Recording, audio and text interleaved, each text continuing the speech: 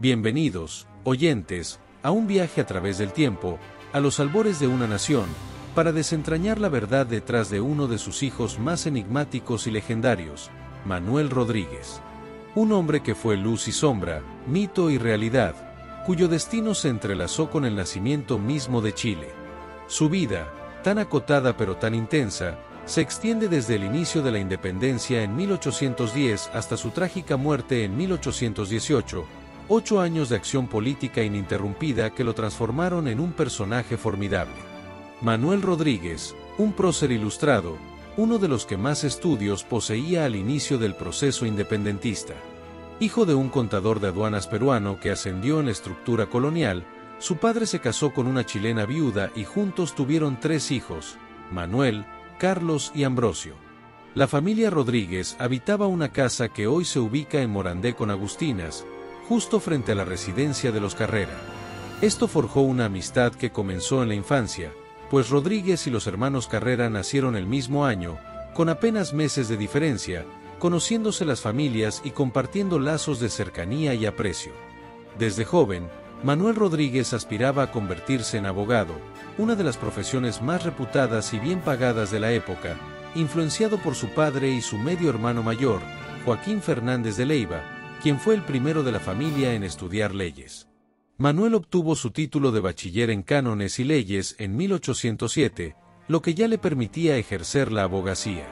Su siguiente meta era el doctorado, el último grado académico, pero la universidad se lo negó a pesar de su excelencia académica. Documentos unánimes lo describen como un alumno ejemplar, incluso ayudando a aquellos con menos avance. Su solicitud de dar clases gratuitas para saldar el costo del doctorado fue rechazada por la oposición de algunos doctores, frustrando su anhelo de ascenso profesional. Contrario al mito popular que lo pinta como un niño rebelde y desordenado, las fuentes fidedignas de la época no registran tales conductas, sino que lo describen con un comportamiento normado. El proceso de independencia lo sorprendió en 1810 en una posición más bien tímida, alejada de la radicalización. En ese momento, él se dedicaba a ejercer la abogacía, llevando el estudio jurídico de su medio hermano mayor, quien había viajado a España. Este vínculo con su hermano mayor, una figura brillante que llegó a ser rector y vicerrector de la universidad, fue crucial, pues es muy probable que lo introdujeran los círculos ilustrados de Santiago, conectándolo con figuras como Martínez de Rosas y Bernardo Vera. A principios de 1811, Manuel Rodríguez es nombrado procurador del Cabildo de Santiago.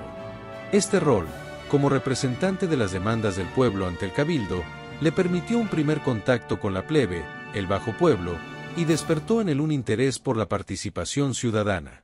Sin embargo, en esta etapa, aún se le asociaba al bando moderado, no convencido de una separación política total del imperio. La irrupción de José Miguel Carrera y su radicalización del proceso cambió el panorama. Aunque eran amigos de la infancia, Carrera, al tomar el poder, decidió apartar a Rodríguez por su postura moderada. No obstante, Rodríguez pronto se reincorporó, esta vez como secretario de Carrera, marcando un giro decisivo en su adscripción política y una clara radicalización. Se convirtió en un funcionario clave, firmando los ascensos militares de los Carrera y llegando a ejercer como secretario de Guerra y de Gobierno, una especie de ministro del Interior, e incluso ambos cargos simultáneamente. A pesar de no ser militar, recibió un grado, lo que era común en un gobierno legitimado por las armas. En 1812, Rodríguez se retiró temporalmente del gobierno, quizás por una enfermedad. Durante este lapso, no participó en la redacción del primer ensayo constitucional de Carrera. Su relación con Carrera no fue siempre lineal. Aunque generalmente se le consideró carrerino, hubo disensiones. En un punto, Rodríguez fue encarcelado por conspiración contra el gobierno de Carrera, y sus reuniones sospechosas con un grupo de amigos descontentos se realizaban en su propia casa. Fue condenado a ser expatriado a Juan Fernández, pero la intervención de su padre ante Carrera logró su perdón, y la pena se conmutó por un viaje a Valparaíso. Este episodio dañó las relaciones, y Rodríguez se mantuvo alejado del centro del poder por un tiempo significativo. De hecho, no participó en la campaña de 1813. Es importante desmentir el mito de su participación en Hierbas Buenas, disfrazado de mujer y atacando a un comandante realista, un relato que carece de base documental y proviene de un libro de 1960 basado en un relato oral.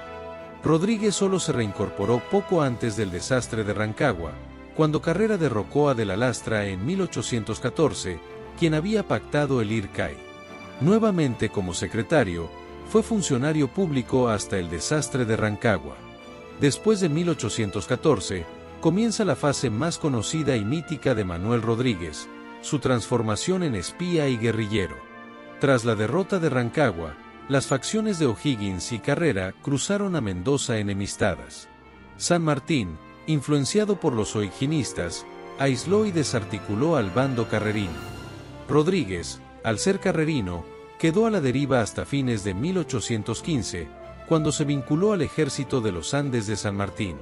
San Martín necesitaba información sobre el enemigo, su armamento y despliegue, y Rodríguez, con su conocimiento del territorio y capacidad de mando, fue muy útil. Es crucial señalar que la idea de la guerra de guerrillas no fue de Rodríguez, sino que San Martín ya la había aplicado con éxito en la Guerra de Independencia Española, replicando aquí ese modelo. Rodríguez no fue un agente solitario, sino parte de una red de información bien coordinada. Para operar en la clandestinidad, San Martín incluso simuló su arresto público en Mendoza para que todos creyeran que estaba preso, mientras Rodríguez viajaba secretamente a Santiago. En Santiago, formó una célula que utilizaba seudónimos como Quipe, Chispa, el Español, el Alemán.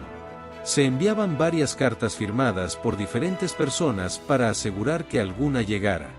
Hay indicios del uso de tinta invisible, también conocida como tinta simpática, y un código para cifrar mensajes. Su experiencia, conocimiento del terreno y elocuencia lo hicieron clave en esta red. Sus acciones subversivas, como quemas de haciendas, asaltos a realistas y persecuciones, tenían un objetivo claro: mantener disperso al ejército realista a lo largo del extenso y difícil territorio chileno, facilitando así el cruce del ejército de San Martín. Entre las hazañas que sí se pueden comprobar, destaca el asalto a Melipilla el 4 de enero de 1817, perfectamente coordinado con otros asaltos en San Fernando y Curicó, justo cuando el ejército de los Andes venía cruzando la cordillera. Desde el monte, Rodríguez y 3 compañeros más, prometiendo dinero y alcohol, lograron sumar una montonera de cerca de 80 hombres a caballo al amanecer. Llegaron a la casa del subdelegado de Melipilla, requisaron cerca de 2,000 pesos, una fortuna para la época, y lanzaron el dinero al público en la plaza, un acto de desafío en nombre de la patria. Robaron las lanzas y armas que pudieron, quemando el resto, generando un gran escándalo. Posteriormente, tomaron prisioneros a oficiales del regimiento Talavera para retrasar la noticia a Santiago. Uno de estos oficiales intentó escapar, y Rodríguez, en el único asesinato registrado que se le puede atribuir, tuvo que dispararle. Este asalto logró su cometido: distraer y dispersar a las tropas realistas que fueron enviadas a perseguirlos. Contrario a la creencia popular, Rodríguez no dirigió el asalto de San Fernando, donde se usaron piedras arrastradas sobre cueros para simular cañones. Él estaba huyendo de Melipilla en ese momento. Estas acciones lo convirtieron en el hombre más buscado de Chile. Casimiro Marcó del Pont publicó un bando destacándolo como el foco de la rebeldía y el más buscado, ofreciendo 1,000 pesos por su cabeza y la de su colaborador José Miguel Neira, una fortuna en la época. Tras el cruce de los Andes y la victoria en Chacabuco, Manuel Rodríguez no participó directamente en la batalla, pues estaba organizándose en San Fernando. Sin embargo, aprovechó la desguarnecida zona central para tomarse San Fernando sin disparar un tiro el 11 de febrero, un día antes de Chacabuco. Así, se convirtió en el primer gobernador militar patriota de la Patria Nueva. 2 días después de Chacabuco, el ejército de los Andes hizo su entrada triunfal en Santiago. Con la consolidación del nuevo gobierno, la Logia Lautarina, una organización político-militar secreta que reunía a figuras clave como O'Higgins y San Martín, buscó desarticular los movimientos guerrilleros. Líderes guerrilleros, incluyendo al propio Neira, fueron asesinados porque ya no eran útiles y se habían convertido en un problema para imponer el orden interno. Personajes disruptivos como Carrera y Rodríguez, que no querían someterse a San Martín o al nuevo gobierno, comenzaron a ser vistos con malos ojos. Rodríguez era considerado una especie de embajador del pasado carrerino y, por lo tanto, un potencial líder de la oposición. Se hicieron varios intentos para sacarlo del país. Al inicio del gobierno de O'Higgins, en 1817, se le ofreció una pensión de 5,000 pesos anuales para que viajara a Estados Unidos a estudiar. Manuel Rodríguez no aceptó. La relación se volvió tensa.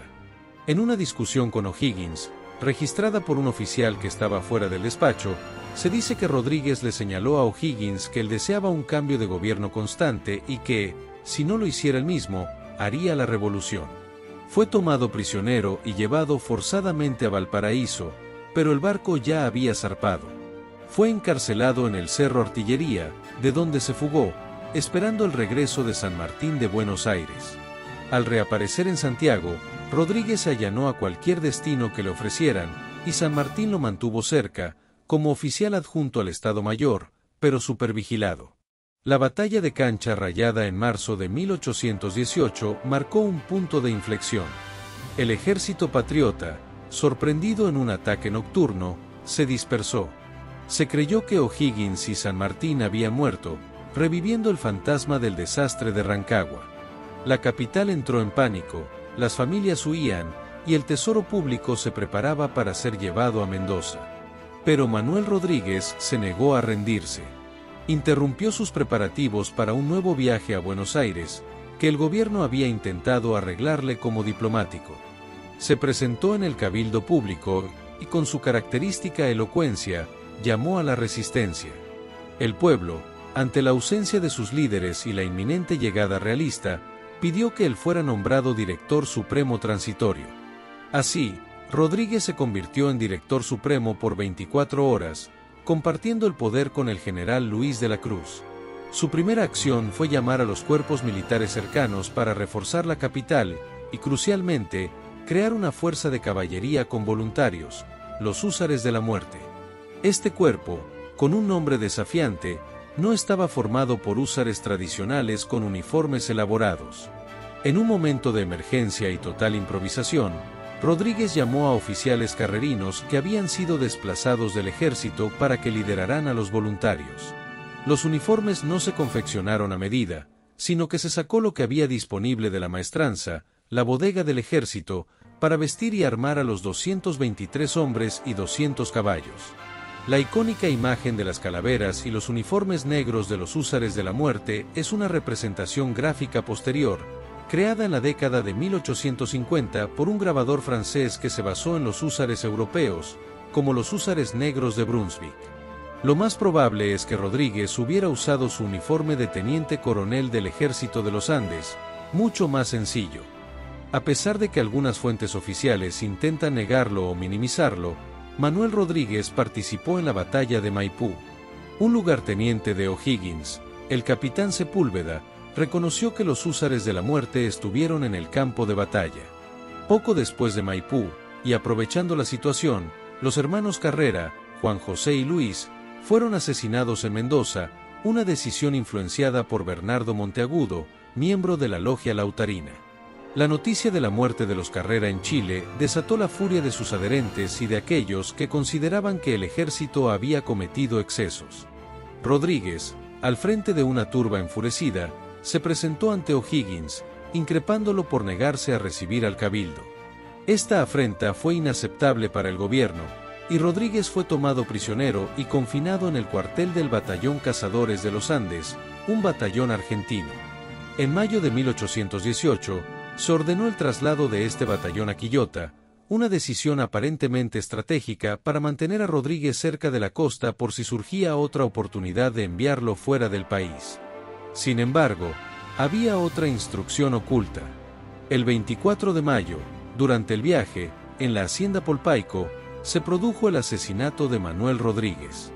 Rodríguez, que iba custodiado, fue alejado del batallón con unos pocos soldados, incluyendo al comandante Rudecindo Alvarado, quien también era miembro de la logia. Se escuchó un disparo, y los soldados regresaron al batallón, propagando la versión oficial de que Rodríguez había intentado fugarse y se le había aplicado la ley de fuga. La cruda realidad, según las crónicas de un juicio tardío que se realizó en 1823, cuando Higgins ya no estaba en el poder, fue que Rodríguez había sido asesinado con un balazo en la espalda y rematado con bayonetas y cortes de sable. Este juicio fue reabierto porque, como el mismo Antonio Navarro, uno de los indicados como asesino, confesó, le habían dado plata para aceptar ser el culpable. La investigación de 1823 no llegó a un resultado concluyente, pues implicaba a altas autoridades, incluyendo al comandante Alvarado. La conclusión del investigador histórico Javier Campos Santander es clara: fue una decisión de la logia lautarina, ya que un miembro de la logia estuvo directamente involucrado en el asesinato. Y, por extensión, la responsabilidad recae en O'Higgins o San Martín, pues estaban asesinando a un coronel de ejército, un hombre que, según el viajero británico Samuel Ake, era definitivamente el hombre más popular de Chile. Su muerte se considera hoy el primer asesinato político de la naciente República de Chile. Manuel Rodríguez, el prócer ilustrado, el abogado frustrado, el político moderado que se radicalizó, el espía brillante, el líder guerrillero audaz, el director supremo por un día, el comandante de los húsares de la muerte, y finalmente, la víctima de una conspiración que buscaba consolidar el poder. Su vida, llena de giros y sombras, es un testimonio de la complejidad de la construcción de una nación. Su leyenda sigue viva, un recordatorio épico de aquellos que forjaron la libertad con su sangre y su audacia. Y así, la figura de Manuel Rodríguez, despojada de sus mitos pero aún envuelta en el halo de su indomable espíritu, permanece como un faro en la historia de Chile. Su historia nos invita a reflexionar sobre las luces y sombras de los héroes, y sobre el precio que a veces se paga por la libertad y el poder.